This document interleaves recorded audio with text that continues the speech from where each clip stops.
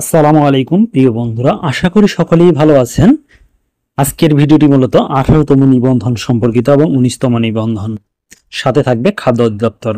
প্রিয় বন্ধুরা, যাদের নম্বর 40 থেকে 50 আপনাদের কিন্তু খুব সতর্কতার সহিত এবং বিভিন্ন এলাকা ভিত্তিক প্রতিষ্ঠান অনুযায়ী কিন্তু আপনাদের চয়েস লিস্ট ঠিক করতে হবে, নতুবা আপনারা কিন্তু চাকরিটি হতে বঞ্চিত হতে পারেন।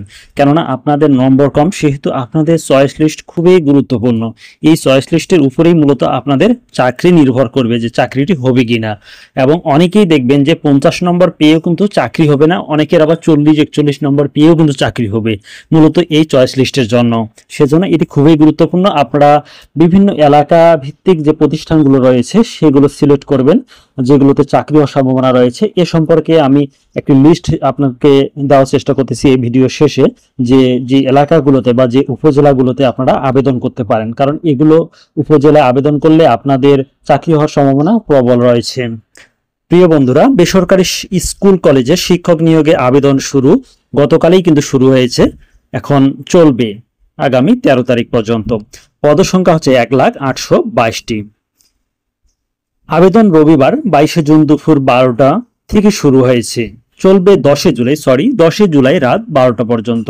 আগ্রহী প্রার্থীরা আগামী 10 জুলাইয়ের মধ্যে অনলাইনে আবেদন করতে পারবেন। আবেদন ফি জমা দেওয়া যাবে 13 জুলাইয়ের মধ্যেই। প্রত্যেক আবেদনকারী ভিন্ন ভিন্ন নিবন্ধন পরীক্ষায় অর্জিত একাধিক নিবন্ধন সনদ প্রাপ্ত হলেও একই পর্যায়ে একটি মাত্র সনদ দিয়ে আবেদন করতে পারবেন।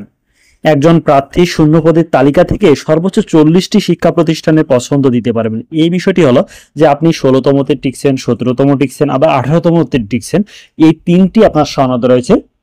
তিনটি দিয়ে আপনি তিনবার কিন্তু অ্যাপ্লিকেশন করতে পারবেন না, একটি বার যে কোনো একটি আপনি সনদ দিয়ে যে কোনো একবারই মাত্র অ্যাপ্লিকেশন করতে পারবেন, এই বিষয়টি বলেছে। আবেদনের যোগ্যতা সংশ্লিষ্ট বিষয় মানে আপনার যে সাবজেক্ট সে বিষয়, পদ ও প্রতিষ্ঠানের ধরন অনুযায়ী নিবন্ধন সনদধারী হতে হবে। এনটিআরসিএ কর্তৃক প্রকাশিত সম্মিলিত মেধা তালিকায় অন্তর্ভুক্ত ও বেসরকারি শিক্ষক নিবন্ধন পরীক্ষা গ্রহণ প্রত্যয়ন বিধিমালা 2006 সংশোধিত 2015 এর বিধি 10-1 মোতাবেক বৈধ নিবন্ধন সনদধারী হতে, অর্থাৎ আপনি যে নিবন্ধনধারী এটা আপনাকে বৈধ হতে হবে। অসুদ উপায়ে বা অনেকে টাকা পয়সা দিয়ে হয়তো বা সনদ অর্জন করতে পারে, সেগুলো দিয়ে কিন্তু হবে না। যদি আপনি এই কাজটা করেন পরবর্তীতে সমস্যায় পড়ে যাবেন। মাধ্যমিক ও উচ্চশিক্ষা বিভাগ এবং কারিগরি ও মাদ্রাসা শিক্ষা বিভাগ থেকে জারিকৃত সর্বশেষ জনবল কাঠামো ও এমপিও নীতিমালা অনুযায়ী কাম্য শিক্ষাগত যোগ্যতা সম্পূর্ণ হতে হবে। কাম্য শিক্ষা যোগ্যতার বিবরণ এনটিআরসি এর ওয়েবসাইটের 6ষ্ঠ নিয়োগ সুপারিশ বিজ্ঞপ্তি নামের সেবা বক্সে পাওয়া যাবে। আপনারা 6ষ্ঠ নিয়োগ সুপারিশ বিজ্ঞপ্তি নামের সেবা বক্সে এটি পাওয়া যাবে। মূলত প্রার্থীর বয়স সর্বোচ্চ 35 বছরের 4 জুন 2025 তারিখের মধ্যে হতে হবে। যেভাবে আবেদন আগ্রহী প্রার্থীরা এখানে নিম্নের ঠিকানায় মূলত ক্লিক করে ফর্ম পূরণের মাধ্যমে আবেদন করতে পারবেন। আবেদন ফি বাবদ 1000 টাকা প্রদান করতে হবে। আবেদনের শেষ তারিখ আগামী 10 জুলাই 2025 রাত 12টা পর্যন্ত।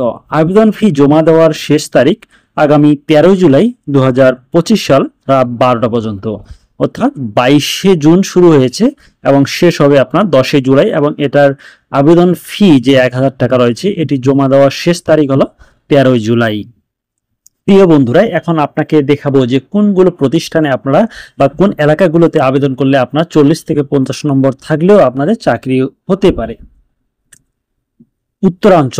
উত্তরাঞ্চলে যারা অ্যাপ্লিকেশন করবেন পঞ্চগড়ের তেঁতুলিয়া, ঠাকুরগাঁও জেলার হরিপুর উপজেলা, নীলফামারীর ডিমলা, জলঢাকা, লালমনিরহাটের পাটগ্রাম, হাতিবান্ধা, কুড়িগ্রামের ফুলবাড়ি, রৌমারী, রাজীবপুর, গাইবান্ধার সাদুল্লাপুর, সুন্দরগঞ্জ। এছাড়া দক্ষিণাঞ্চলে রয়েছে ভোলা, দৌলত খান, চরফ্যাশন, লালমোহন। ভোলা খুবই একটি গুরুত্বপূর্ণ দ্বীপ এলাকা। এই এলাকায় আপনাদের নাম্বার যাদের কম রয়েছে তারা অবশ্যই ভোলার সবগুলো উপজেলাতে বা সব শিক্ষা প্রতিষ্ঠানে আপনারা অ্যাপ্লিকেশন করার চেষ্টা করবেন। এখানে কিন্তু আপনাদের চাকরিটি হওয়ার সম্ভাবনা প্রবল রয়েছে।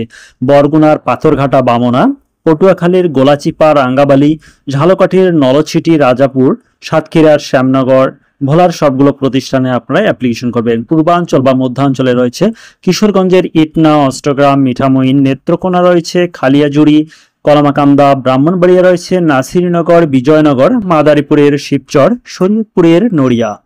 পার্বত্য ও সীমান্তবর্তী অঞ্চল, এটি খুবই গুরুত্বপূর্ণ আপনাদের জন্য, কেননা এখানে প্রবল আপনাদের চাকরি হওয়ার সম্ভাবনা 99% রয়েছে। বান্দরবানের লামা, রুমা, থানচি, খাগড়াছড়ি, দীঘিনালা, পানছড়ি, রাঙ্গামাটির বরকল, লংগদু, সুনামগঞ্জের ধর্মপাশা, তাহিরপুর। এবং যে ভুলগুলো করা যাবে না, শুধুমাত্র নিজ জেলায় চয়েস দিবেন না, আপনাদের যাদের নাম্বার কম, শহর, জেলা, বিভাগীয় স্কুল, কলেজ, মাদ্রাসা এগুলোতে দিবেন না, গ্রাম্য এলাকাকে প্রাধান্য দিতে হবে। যেসব প্রতিষ্ঠান একদমই দুর্বল সেসব প্রতিষ্ঠান চয়েস লিস্টে রাখা উত্তম। ছাত্রছাত্রী স্বল্প, আবাসন সমস্যা ও যাতায়াতের সমস্যা এমন প্রতিষ্ঠান এগিয়ে রাখুন। মনে রাখুন, আপনার প্রাপ্ত নম্বর কম, সেজন্য খুবই চিন্তা ভাবনা করে চয়েস লিস্ট সাজাতে হবে, কেননা আপনার একটি চাকরি প্রয়োজন, সেটি কোথায় হোক কিংবা কেমন প্রতিষ্ঠান হোক সেটি দেখার বিষয় নয়। প্রিয় বন্ধুরা, যে এলাকাগুলোতে বললাম এই এলাকাগুলোতেই আপনার চয়েস দিবেন তা না, আপনারা আবার জাস্টিফাই করবেন, দেখবেন, শুনবেন, তারপর চয়েস লিস্ট ঠিক করবেন। এগুলো দিয়ে যদি না হয় সেক্ষেত্রে কিন্তু আমি না, আপনারা অবশ্যই চিন্তা ভাবনা করে দেখবেন আবার কোনগুলো প্রতিষ্ঠান বা কোন এলাকাগুলোতে দেওয়া যায়। যারা জব সলিউশন স্পেশাল ব্যাচ 15তে অর্থাৎ খাদ্য অধিদপ্তর এবং জব সলিউশন প্রাইমারি নিবন্ধন বিভিন্ন ধরনের চাকরির জন্য প্রস্তুতি নিতে ইচ্ছুক, তারা আমাদের হোয়াটসঅ্যাপ নাম্বারে টেক্সট করে আমাদের এক্সাম ব্যাচে ভর্তি হতে পারেন। 01767392274 এটি হোয়াটসঅ্যাপ নাম্বার, এখানে আপনারা যোগাযোগ করতে পারেন। প্রিয় বন্ধুরা, যাদের লক্ষ্য হচ্ছে খাদ্য অধিদপ্তর তাদের জন্য আমাদের একটি স্পেশাল ব্যাচ শুরু হতে যাচ্ছে।